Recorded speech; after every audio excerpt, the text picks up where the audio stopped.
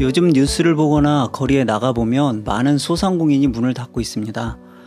우리는 이런 소식과 폐업하는 가게를 보면서 한숨을 쉬기도 하고 큰일이네 라고 중얼거리기도 하죠. 동정하는 마음을 가지기도 하지만 그것이 나의 일이 아닌 이상해야 그렇게 크게 반응을 하지는 않아요. 그런데 그 가게가 내 부모님 가게이거나 또 내 자녀의 가게라면 상황이 달라질 겁니다. 다른 예로 장례식장에 가보면 많은 사람이 문상을 가고 상주를 위로하지만 상주만큼 고인의 죽음이 자기 일로 느껴지는 사람은 없을 거예요. 그 장례가 자신의 직계 가족일 때 느끼는 충격과 슬픔은 전혀 다를 겁니다. 이처럼 아무리 이해심이 많은 사람도 자신에게 직접적인 관계가 있을 때와 간접적이거나 먼 이야기로 느껴질 때는 그에 대한 반응이 크게 차이가 납니다. 마치 암에 걸린 사람을 보는 것과 내가 암 환자가 되는 것이 전혀 다른 것과 같은 이치입니다. 그리스도인은 누군가가 전하는 복음을 듣고 믿음을 가졌어요. 그래서 우리는 그 복음이 기록된 성경을 절대적인 권위를 두고 믿습니다. 여기에 문제가 하나 있어요. 바로 그 성경이 2000년 전의 사건을 기록한 책이라는 점입니다. 그것도 이 땅도 아닌 지구 반대편에 일어났던 사건이에요. 그리스도인은 그 이야기 속에 나오는 예수 그리스도를 나의 주, 나의 왕, 나의 하나님이라고 고백한 사람들입니다. 이걸 이성적으로 생각해 보면 정말 말도 안 되는 이야기입니다. 2000년이라는 시간을 생각해 보세요. 100년만 해도 까마득한 시간이죠. 대부분의 사람은 100년을 살지 못하고 죽습니다. 그런데 무려 그의 20배에 달하는 시간 이전의 일들을 기록한 책입니다. 우리는 그 책에 있는 내용을 믿고 사는 거예요. 심지어 많은 믿음의 사람들은 이 믿음에 목숨을 걸었습니다. 이건 평범한 이야기가 아니에요. 조금만 깊이 생각해 보면 정말 신기한 이야기입니다.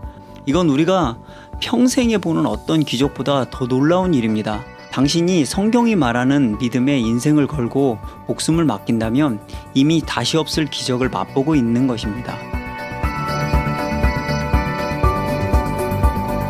그런데 그때부터 지금까지 고질적인 문제가 있습니다.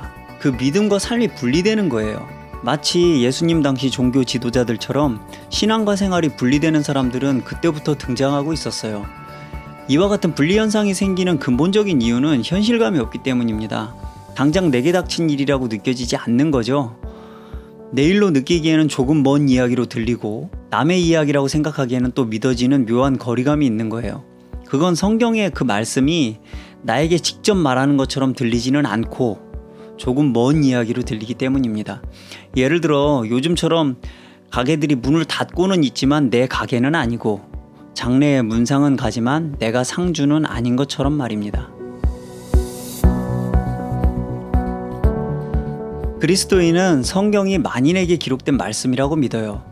그렇다면 우리는 성경의 모든 말씀과 우리의 연결점을 주님의 말씀에서부터 찾아야 됩니다.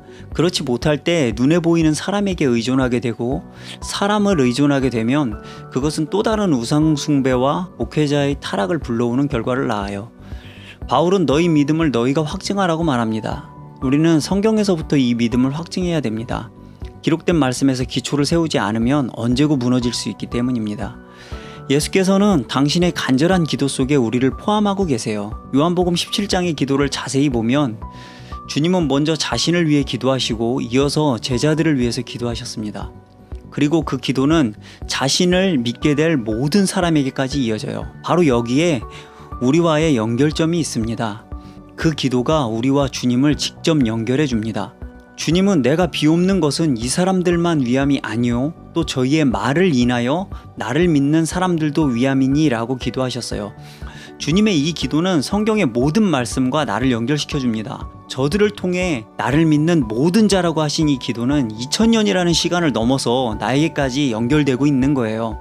그리고 그 기도의 내용은 그리스도를 믿고 다 하나가 되어 아버지의 사랑을 알게 하옵소서 하는 내용이었습니다.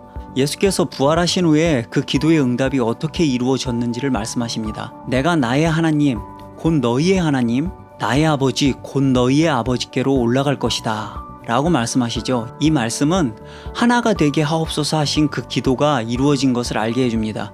이제 예수 그리스도의 하나님이 내 하나님이 된 것이고 그분의 아버지가 내 아버지가 된 것을 말씀하신 겁니다. 바로 이겁니다. 이제 그 복음을 믿는 모든 이들이 하나님을 아버지라고 부르게 되는 약속이 실현된 거예요. 주님의 기도로 인해서 영접하는 자, 그 이름을 믿는 자들에게는 하나님의 자녀가 되는 권세를 주셨으니 하신 말씀이 이루어진 것입니다. 그뿐 아니라 내게 들려와서 나를 하나님의 자녀가 되게 한 이 응답은 여전히 진행 중입니다. 이 복음을 통해 예수를 주로 믿는 모두에게 지금도 흐르고 있어요.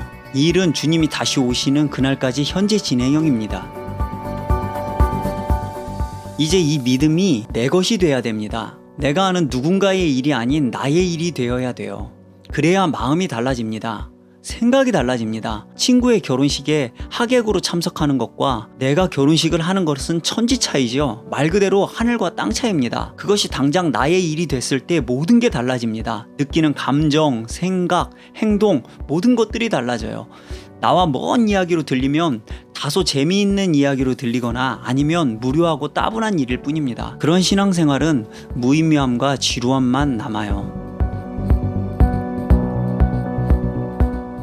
성경이 나의 이야기가 되려면 그 말씀을 경험하는 방법뿐입니다. 예수께서는 요한복음 7장에 사람이 하나님의 뜻을 행하려고 하면 이 교훈이 하나님께로서 왔는지 내가 스스로 말함인지 알리라 라고 하셨어요. 쉽게 말해서 그 말씀대로 하고자 하면 그것이 하나님의 말씀인 줄 알게 된다는 말입니다. 곧 하나님을 경험하게 된다는 말이에요. 이제 그 말씀을 읽고 그 말씀이 내 현실이 되도록 해야 됩니다. 주님의 교훈이 내 삶이 되고 주님과의 공감대가 형성될 때 그의 아픔이 내 아픔이 됩니다. 그의 죽음이 내 죽음임을 느낄 겁니다. 그럴 때 그의 부활과 약속이 내 소망이 되는 겁니다.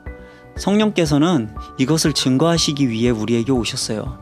그리고 구하면 주시고 찾으면 찾을 것이고 두드리면 열린다고 하신 말씀을 기억하게 하십니다. 부르짖으면 크고 비밀한 일을 보여주신다고 우리를 격려하십니다. 여기서 중요한 건 이것은 누가 대신해 줄 수 없습니다. 어디까지나 그건 나의 선택이고 내가 감당해야 될 나의 몫입니다. 그리스도인의 생각입니다.